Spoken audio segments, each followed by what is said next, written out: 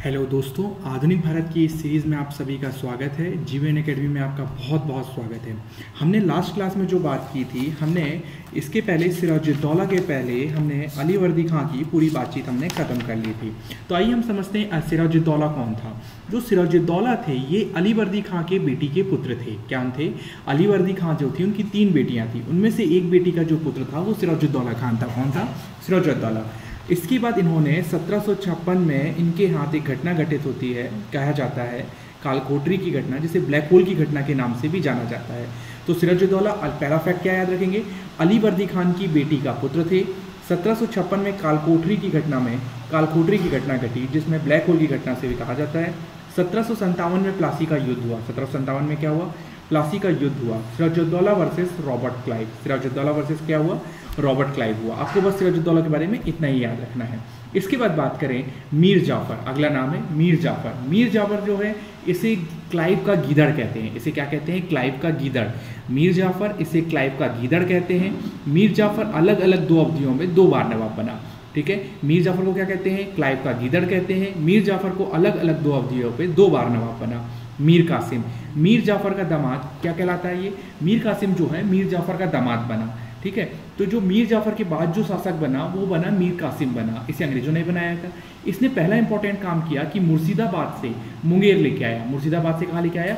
मुंगेर। तो जैसा कि आपको मैंने पिछले वीडियो में बताया था कि मुर्शिदाबाद से ढाका, सबसे पहले बंगाल की जो राजधानी थी वो ढाका थी। ढाका से कहाँ आई थी? मुर्शिदाबाद आई थी। और मुर्शिदाबाद से अब कहाँ गई ये जाके? ये चली गई आपकी कहाँ पे? मुंगेर। कहाँ चली गई? मुंगेर। इसके बाद इसने एक इंपॉर्टेंट काम किया। तो आप मुझसे पूछ सकते हैं कि ढाका से मुर्शिदाबाद का कौन ले गया? तो आप मुझे पिछला वीडियो देख के कमेंट करके बताएंगे कि ढाका से मुर्शिदाबाद राजधानी कौन लेके गया था।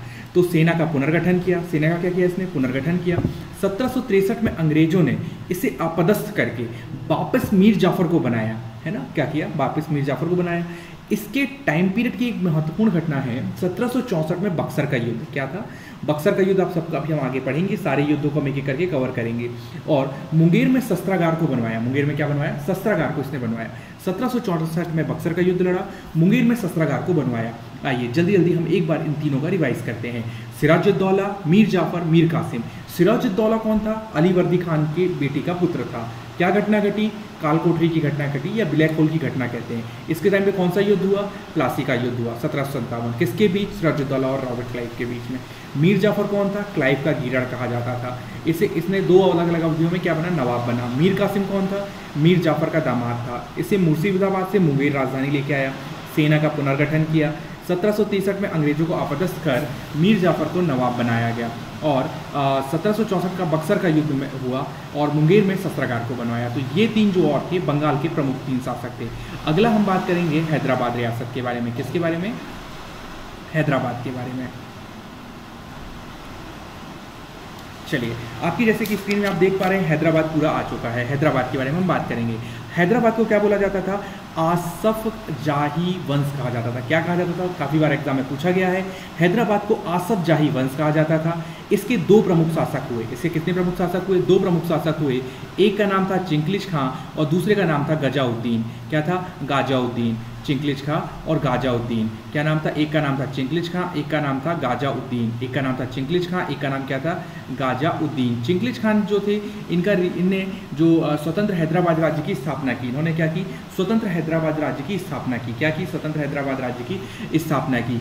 कब की? 1724 में की। कब की? 1724 में। इसके बाद चिंकलिश खान ने उपाधि जो धारण की, उपाधि कौन सी थी? निजाम उल मुल्क। क्या नाम थी? निजाम उल मुल्क की तथा निजाम उल मुल्क की, है ना? और इसने आसफ जाह की भी उपाधि धारण की, जो कि ये आसफ जाही वंश से था, तो आसफ जाह की भी उसने उपाधि ली और निजाम उल मुल्क की भी इसने उपाधि ली। और ये दोनों उपाधि जो उसको दिया था वो किसने दिया था? मोहम्मद रंगीला के द्वारा। किसके द्वारा दी गई थी? मोहम्मद रंगीला के द्वारा। इसने एक प्रमुख युद्ध लड़ा था, सूकरखेड़ा का युद्ध। क्या नाम था? सूकरखेड़ा का युद्ध। ये कब लड़ा? 1724 में। किसके खिलाफ? मुगल सेनापति मुबारिज खां के खिलाफ। किसके खिलाफ? मुगल सेनापति। आप बोलेंगे भैया चिंकलिश खां तो ऑलरेडी मुगल था। नहीं, क्या हुआ समझना। जैसे अगर ये थे जो चिंकलिश खां थे, मान लीजिए कि बात अगर अपने किसी राज्य के सीएम कोई हैं, लेकिन राजा तो मेन होता है, तो अगर सीएम जैसे कि बोले कि नहीं हमको अलग रहना है तो वो पॉसिबल नहीं है। वैसे ही तो मुगलों ने क्या किया, जब चिंकलिश खां अकेले रहना चाह रहे थे, अपना राज्य बनाना चाह रहे थे, तो मुबारिज खां ने वहाँ से मुगल सेनापति के तौर पर आए और युद्ध युद्ध हुआ, जिसके बाद फिर राजा ने ही, रंगीला बादशाह ने ही आपका मोहम्मद इन्हें फिर क्या दे दिया, मान्यता दे दी। तो इसके बाद बात करते हैं 1728 में पालखेड़े के युद्ध में। कौन से युद्ध में? 1722 में पालखेड़े के युद्ध में पेशवा बाजीराव से पराजित हुए। क्या हुए? पेशवा बाजीराव से पराजित हुए और उससे मुंगी सिवा गांव की संधि हुई। ये क्या हुआ? 1728 में उन्होंने एक युद्ध लड़ा। आपने एक बहुत अच्छा सीन भी देखा होगा, आपको याद होगी यदि मस्तानी मूवी, तो उसमें बाजीराव जब वो पानी से जाते हैं और बाजू में वो शेर खड़ा रहता है, तब आप देखते हैं वो बोलते हैं कि सेना हमारी चारों तरफ से घेर ली है। तो वही वो पालखेड़ा का युद्ध है, आपको शायद याद आ गया होगा। तो 1728 में पालखेड़ा के युद्ध में पेशवा बाजीराव प्रथम, आप मुझे कमेंट बॉक्स में बताएंगे कि पेशवा बाजीराव प्रथम के पापा का क्या नाम था। मैंने इसके पहले के कुछ पार्ट्स में उनका नाम एक बार बोला था, क्योंकि उन्होंने एक मुगल शासक को सैयद बंधुओं के साथ मिक्स करके मारा था, है ना। हाँ, तो उनसे मुंगी शिवा गांव की संधि हुई। किसकी? मुंगी शिवा गांव की। आइए बात करते हैं गजउद्दीन फिरोज जंग। क्या नाम है? गजउद्दीन फिरोज जंग। गजउद्दीन फिरोज जंग जो उपाधि जो है इमाद उल मुल्क की लिया। किसकी उपाधि लिया? इमाद उल मुल्क की इसने उपाधि ली। किसकी उपाधि ली? इमाद उल मुल्क की उपाधि ली। इसे मोहम्मद शाह रंगीला के बेटा अहमद शाह का वजीर बनाया गया। क्या किया गया? इसे मोहम्मद शाह रंगीला का बेटा अहमद शाह का वजीर बनाया गया। इसके बाद इसे निजाम वजीर भी कहते थे। क्या कहते थे? निजाम वजीर कहते थे, निजाम वजीर कहते थे। इसने अहमद शाह की हत्या कर आलमगीर को बादशाह बना। ये क्या हुआ? इसने अहमद शाह की हत्या कर दी और आलमगीर का क्या बन गया? बादशाह बन गया। Thank you.